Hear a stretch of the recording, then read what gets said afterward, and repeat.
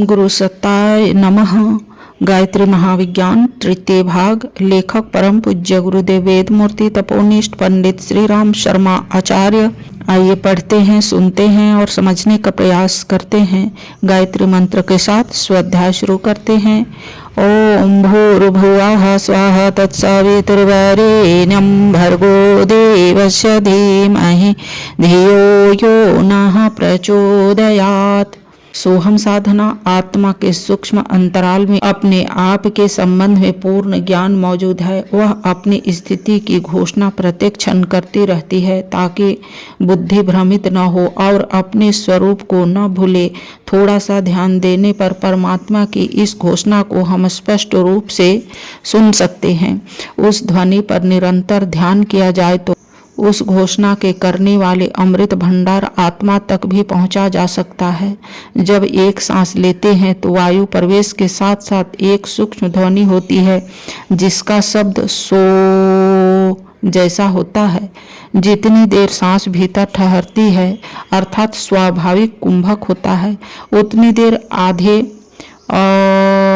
की सी विराम ध्वनि होती है और जब सांस बाहर निकलती है तो हम जैसी ध्वनि निकलती है। इन तीनों ध्वनियों पर ध्यान केंद्रित करने से अजपा जाप की सोहम साधना होने लगती है। प्रातःकाल सूर्योदय से पूर्व नित्य कर्म से निबटकर पूर्व को मुख करके किसी शांत स्थान पर बैठे मेरुदंड सीधा रहे। दोनों हाथों को समेटकर गोदी में रख लीजिए, नेत्र बंद कर रखिए। जब नासिका द्वारा वायु भीतर प्रवेश करने लगे तो सूक्ष्म कर्ण इंद्रियों को सजग करके ध्यान पूर्वक अवलोकन कीजिए कि वायु के साथ साथ सो की सूक्ष्म ध्वनि हो रही है। इसी प्रकार जितनी देर सांस रुकी और वायु निकलते समय हम की ध्वनि पर ध्यान केंद्रित कीजिए। साथ ही हृदय स्थित सूर्य चक्र के प्रकाश बिंदु में आत्मा के तेजोमय स्फुलिंग की श्रद्धा कीजिए। जब सांस भीतर जा रही हो और शो की ध्वनि हो रही हो तब अनुभव कीजिए कि यह तेज बिंदु परमात्मा का प्रकाश है। स अर्थात परमात्मा, हम अर्थात मैं। जब वायु बाहर निकलने और हम की ध्वनि हो तब उसी प्रकार बिंदु में भावना कीजिए कि यह मैं हूँ। अ की विराम भावना परिवर्तन के अवकाश का प्रतीक है।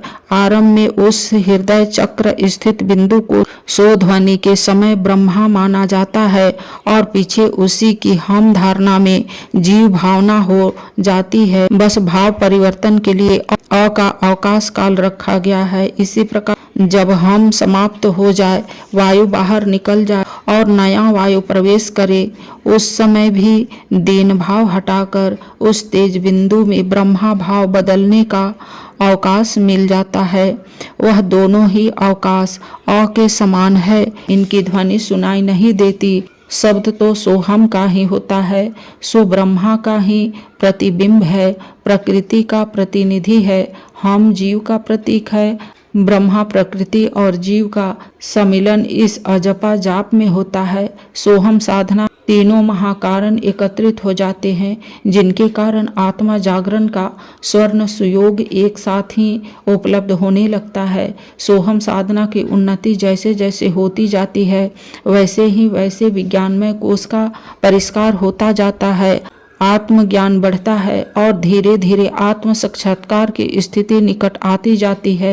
आगे चलकर सांस पर ध्यान जमाना छूट जाता है और अकेले मात्र हृदय स्थित सूर्य चक्र में विशुद्ध ब्रह्म तेज के ही दर्शन होते हैं। उस समय समाधि की सी अवस्था हो जाती है। हंस योग की परिपक्वता में साधक ब्राह्मी स्थिति का अधिकारी हो जाता है। स्वामी विवेकानंद जी ने विज्ञानमय कोश की साधना के लिए आत्मानुभूति की विधि बताई है। उनके अमेरिकन शिष्य रामाचक्र ने इस विधि को मेंटल डेवलपमेंट नामक पुस्तक में विस्तार पूर्वक लिखा है। आज के वीडियो में इतना ही। अगले वीडियो में आत्मानुभूति योग के बारे में पढ़ेंगे और समझेंगे। लाइक, सब्सक्राइब और शेयर करें। धन्यवाद। ओम शांति।